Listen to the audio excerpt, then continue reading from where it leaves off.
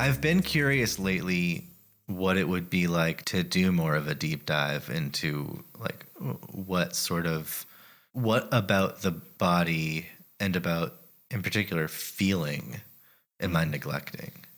Because I've been told by my therapist that I think way more than I feel. Yeah. And I'm pretty sure that's true of a lot of people who are seeing a therapist.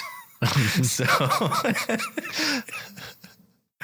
I've been wondering, what would it look like for me if I were to focus on the body more? What would it look like for me if I really zoomed in on feeling rather than thinking? And that doesn't sound very fun, but it sounds like it might be necessary down the road because I'm bad at feeling, apparently. I don't know though. I mean, some of that's like got to be in your nature too. Like it would be healthy maybe to explore those areas or to, I don't know, like see what you can do with it or see what you can experience. But it feels like a dispositional thing at a certain point. Like you're just kind of, it's like being an introvert or an extrovert, you know, like it's easy to be the wallflower and look at the extrovert and say, what the hell, why am I broken? But at the end of the day, there is something deeply fulfilling and satisfying and life-giving about the types of interactions you can have as an introvert. The downside is the stimulation can be a lot. And I found it very similar for me, at least with like I definitely think before I feel as well, but it comes down to for me with like, it's the fact that I don't necessarily get to trust my body in the same ways, or I don't get to trust Exactly my social skills in the same ways as somebody who can just feel. Because everybody I know that is very comfortably wired that way, where they just feel and they're like great and good to go with that. They're people who they're in pretty good health. They have like decent social skills or awesome social skills. So if they get into an awkward situation, they can just kind of throw on the brakes and be like, hey, what's this? And it's disarming and it's pleasant, you know, and they just kind of go through life that way. And it's not to say that there's not hardships, but they navigate them very differently than I would. And in my experience, my body has been a vessel for disappointment. Like I've been sickly, you know, like most of my life, like just kind of fighting through shit like that. Yeah. And there's always like a tendon that's fucked up or like, you know, I'm allergic to something. Like there's just, my body has been something that's been unreliable. If it was a good that I purchased, I would have saved the receipt, man. Like this has to go back. But like, it's basically proven to me over the course of a lifetime that if I feel before I think, I'm going to end up in a situation where I have to rely on social skills because I can't rely on physical might. And my social skills are not something that I can rely on either in that way. So I'm back to thinking because that's the one thing that I know I can depend on. And at this point in my life, I don't objectively have an issue with that. I wish it was the other way because it seems like more fun. But you know what? Like the parts that I thought were broken aren't as broken.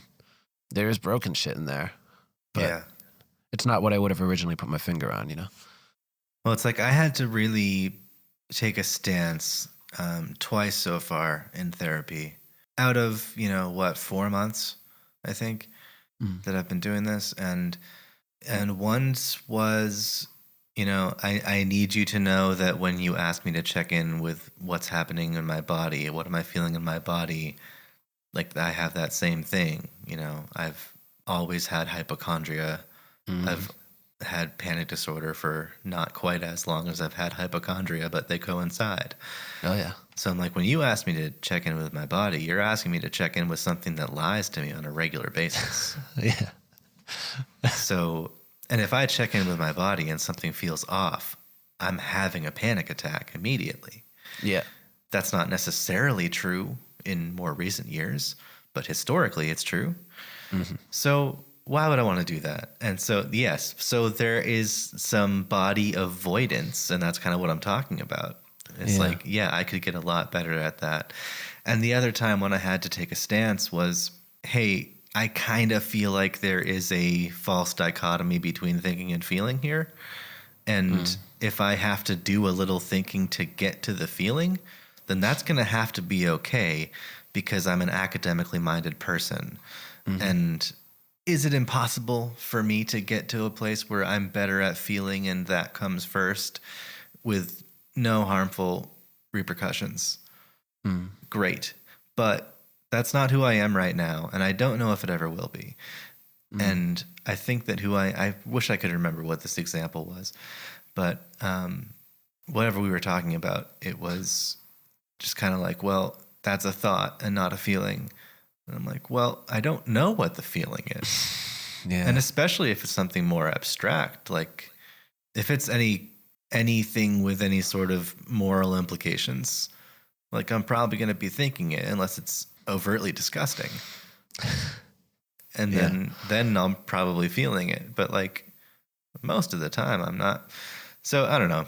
I would love to be able to feel more strongly than I do in good ways, in like enriching ways, or just in impassioned ways a lot of the time. Yeah. I don't feel impassioned about many things. Yeah. And I sure did used to, but it was immature passion. So it's okay that that's gone. But yeah, I don't know. There's a bit of work to be done here, but that's another one of those things that I just feel like gets thrown around as another kind of some of that rhetoric that gets used that seems uncomfortable to me because it seems exclusive in a way.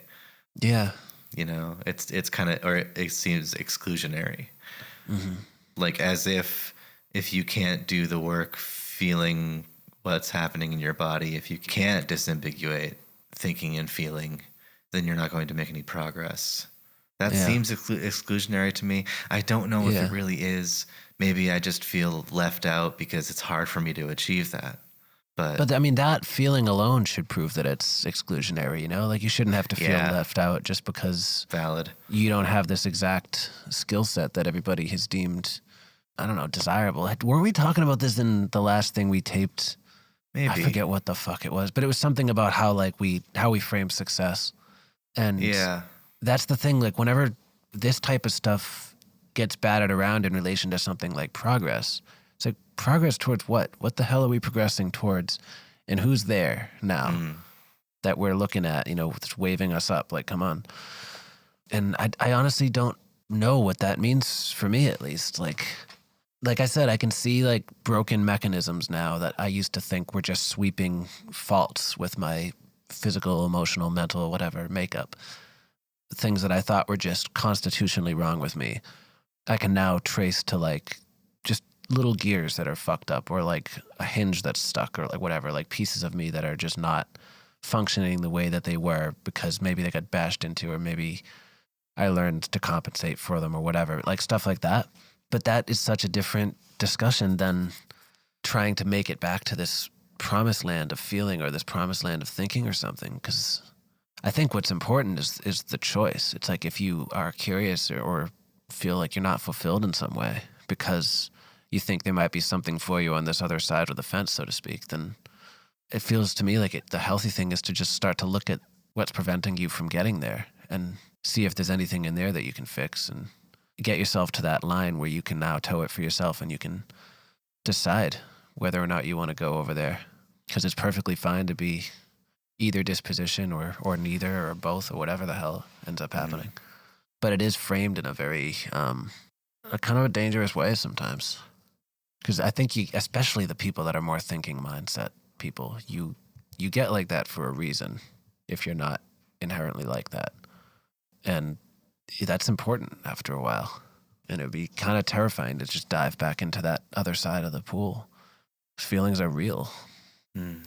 So, yeah, I don't know. I don't think there's anything wrong with being either way. But it's also healthy to desire that change.